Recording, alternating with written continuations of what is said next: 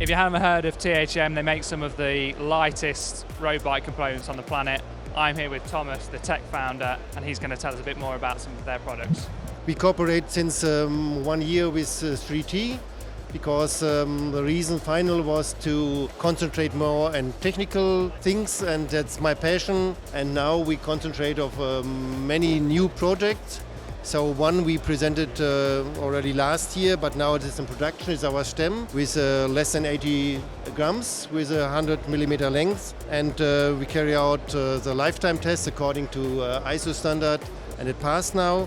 And much more difficult as we thought in the beginning. It's really a challenge to make a lightweight stem. We requested to use 4 Newton meter, and it's for all bolts the same. There are several lightweight handlebars which allowed only 4 Newton meter. And then we make all tests with this 4 Newton meter. Obviously with such a high-end stem like that, you want to be able to put like a ride computer on or something like that, and you've just told me you can with this stem. We designed the faceplate for the barfly system, and you fix it at the faceplate, so you can adjust it in the angle, and the faceplate can carry all computers. It's designed for that, and I think it's a very good add for the stem here. And next you have a reworked Fibula for wider rims, I believe. Yeah, we changed the design and the lever system from the old Fibula, but now we can adapt both rim widths with a small excenter wheel here. It's loose a bit, and then you can rotate it and fix it, and then you can, without changing the clamping of the cable routing, you can use different rims for competition or for testing or whatever without adjusting the brake. So that looks very light. Can you tell me how much that caliper weighs?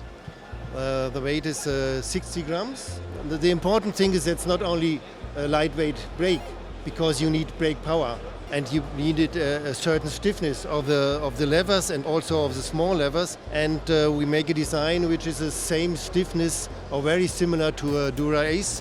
That was our reference. The stiffness is important for your feeling and the lever, and if it's very smooth, then you have a very indifferent feeling.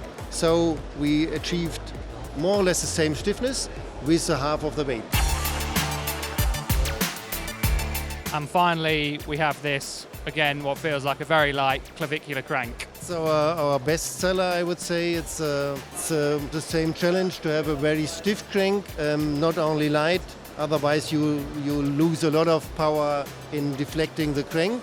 So it's a really stiff one, especially with these spider arms, very light but very stiff. It's a reference for lightweight cranks.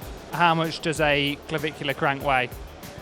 It's less than 300 grams without chain rings, 290, 95, depends on the BCD here. But I think it's the lightest in the world it's in serial production.